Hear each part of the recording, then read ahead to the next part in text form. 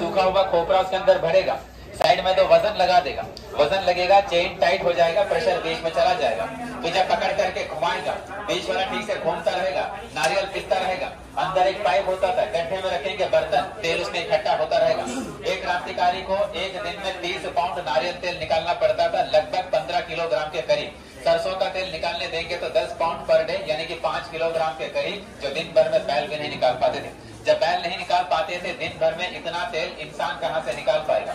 कुछ क्रांतिकारी कोल्हू चलाते चलाते थक जाते थे और कुछ चलाने से इनकार करते थे। तब अंग्रेज उनका हाथ पकड़ करके जबरन इस पाइप के साथ रस्ते से बांधते थे। जब वो नहीं चला पाते थे, पीछे से चाबुक से मारते थे। काफी क्रांतिकारी ये काम करने के बाद बीमार पड़ जाते थे। कुछ का मानसिक संतुलन बिगड़ जाता था और कुछ का डेथ भी हो जाता था। इस कोल्हू का पूरा वजन है 150 किलोग्राम और इस जेल में 1909 से लेकर 1938 30 साल के अंदर लगभग 650 के करीब पॉलिटिकल फ्रीडम फाइटर्स भेजे गए थे।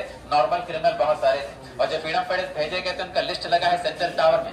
नाम आप लोग पढ़ेंगे, उसमें अननॉन फ्रीडम फाइटर ही ज्यादा मिलेगा, पहचाना नाम कुछ कम होगा। कुछ क्रांतिकारियों का नाम जेल जेल में रहे थे। विनायक दामोदर सावरकर जी, बटुकेश्वर दत्त, उल्लासकर दत्त, पृथ्वी सिंह आजाद, जयदेव कपूर, त्रिलोकनाथ चक्रवर्ती, बरिंद्र कुमार घोष, लोकनाथ पाल, हरे कृष्ण कोनार, बाबा भान सिंह, पंडित राम रक्का बाली, इंदुभूषण रॉय, भाई परमानंद, सचिंद्रनाथ सान्याल, विश्वनाथ माथुर, बंकिम चक्रवर्ती, उपेंद्रनाथ बनर्जी, बाबूराम हरि, नैनी गोपाल दास, गोपेन रॉय, बिनोय लश्कर, अली अहमद सिद्दीकी, हरबंधु समझधर, धनवंतरी, कोटैया कौरबाबू, पांडुपाड़ल बोनांगी, सन्यासయ్య गोलीबिल्ली, सन्यासी गुंजटी, सत्यनारायण राजू, वीरయ్య दगी, प्रतिवादी भयंकर वेंकटेश्वर, सचितानंद शिवम, कुमुदिनी घोष, सरोजिनी गुहा, कामिनी डे, प्रफुल्ल कुमार विश्वास, अभनी रंजन घोष, नगेंद्र नाथ मुस्तफी, अब्दुल कादिर चौधरी, बंगेश्वर रॉय, सनातन रॉय, दाजी नारायण जोशी, गणेश दामोदर सावरकर, बाबा मंगल सिंह, बाबा शेर सिंह, बाबा ज्वाला सिंह, बाबा अमर सिंह, बाबा बिशन सिंह, बाबा छत्तर सिंह, बाबा चूहर सिंह, बाबा गुरमुख सिंह, बाबा गुरद सिंह,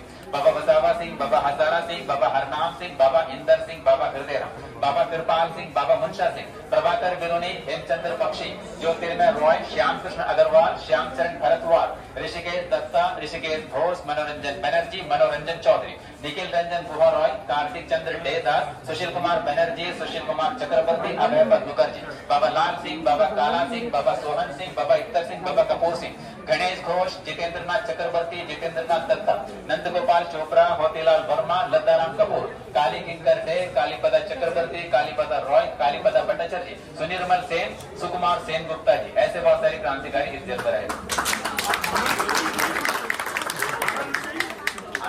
मॉडल आगे बढ़ना है तो जो पीछे है कोई दिक्कत है, स्टोरी सुनिएगा।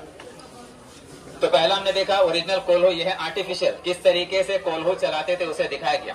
और वहां नीचे फ्रीडम फाइटर बैठ करके नारियल का छिलका निकाल रहे। छिलका निकालने के बाद छिलके को कूटेंगे। छिलका नरम होने के बाद उसके बाहरी छिलके को हटा देंगे। फिर अंदर का जो रेशा है उसे पानी में भिगोते थे। फिर जब नमी हो जाता था फिर बाहर निकालते थे, कूट कर धूप में सुखाकर। ये जो लोहे का मशीन है छोटा सा ऊपर, ये ओरिजिनल मशीन, इसमें रोल किया जाएगा, बनेगा रस्सी। अब रस्सी बनाने का काम किसी भी क्रांतिकारी को दिया जाता था तो शाम तक उनको 4 पाउंड रस्से तैयार करना है, लगभग 2 किलोग्राम। शाम में अंग्रेज बैठेंगे तौलने के लिए। जिनका 4 पाउंड हो गया पनिशमेंट नहीं तो पनिशमेंट के लिए तैयार रहे। पनिशमेंट आगे है, यह मशीन ओरिजिनल है। बाकी फोटोग्राफी कर लीजिएगा, पनिशमेंट बाहर बताएंगे, बड़ा पनिशमेंट बाहर बताएंगे। तो जस्ट फोटोग्राफी कर लीजिए। क्रांतिकारियों का यूनिफॉर्म है और ये फ्रेम ओरिजिनल।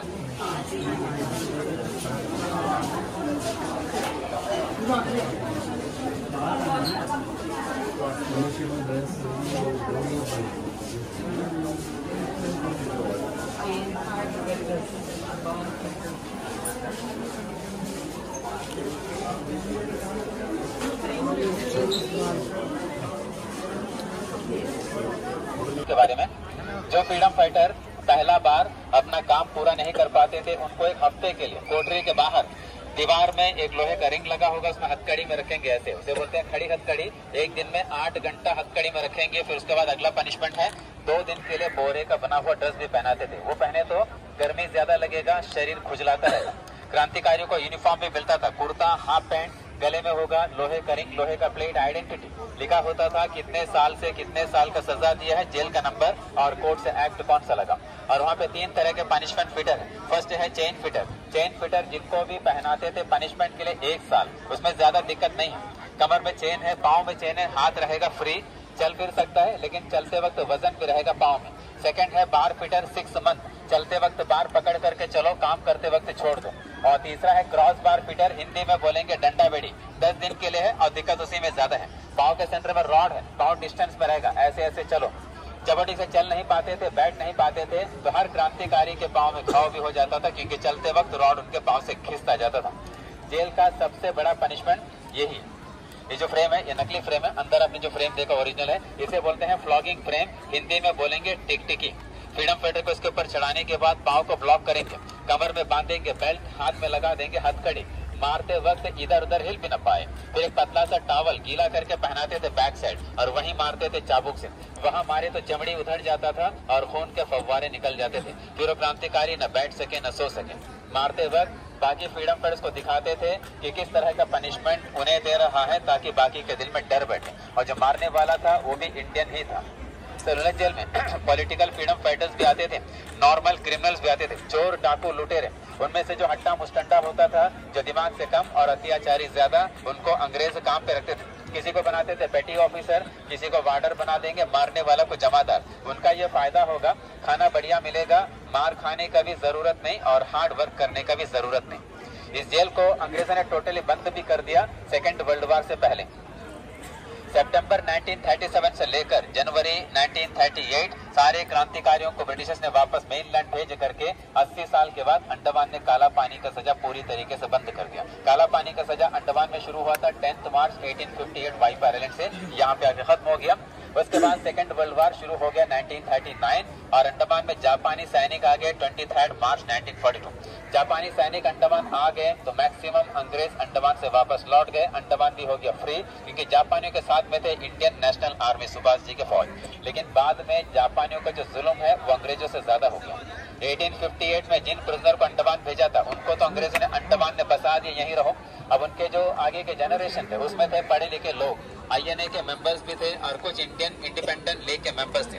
अब जापानीज क्या सोचने लगे कि इनमें से कुछ लोग अंग्रेजों के साथ मिले हुए हैं या उनके लिए जासूसी कर रहे हैं। झूठे जासूसी के आरोप में काफी क्रांतिकारियों को जेल ने बंद किया, खूब टॉर्चर किया और बहुतों को जेल से बाहर ले जाकर गोलियों से भून भी दिया। अब उसी के बीच नेताजी सुभाष चंद्र बोस जी अंडमान आए थे। नेताजी इंडियन नेशनल आर्मी के सुप्रीम कमांडर थे। उनका अंडमान का 3 दिन का विजिट था, दिसंबर 29, 30, 31, 1943। तो 30 दिसंबर 1943 सुभाष जी ने सेलुलर जेल का विजिट भी किया था। फिर यहाँ से लौटने के बाद जेल से आगे को जाएंगे, लगभग 500 मीटर के करीब दूरी पर है जिमखाना ग्राउंड और अंडमान क्लब है। वहीं पे उन्होंने देश का पहला तिरंगा झंडा फहराया था और अंडमान निकोबार द्वीप समूह को 2 नाम भी दिया। अंडमान का नाम रखा शहीद द्वीप और निकोबार का नाम रखा स्वराज द्वीप। आज यही दोनों नाम जो है नील आइलैंड और हाइब्लॉफ आइलैंड का हो चुका है। 1 जनवरी 1944 सुभाष जी अंडमान से वापस लौट गए। फिर सेकेंड वर्ल्ड वॉर का एंड 1945, अंग्रेजों का जो रॉयल एयरफोर्स है जापानी के ऊपर बमबारी किए, जापानी भी सरेंडर हो गए बिना शर्त। 1940 में वापस लौट गए।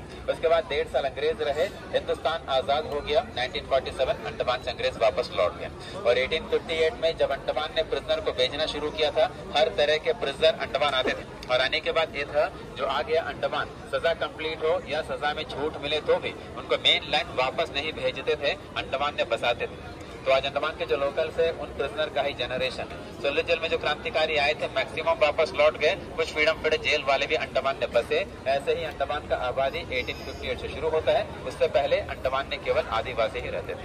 अभी आगे को चलेंगे, क्रांतिकारियों का स्टोरी बताएंगे। ये पहले के जो लाइट एंड साउंड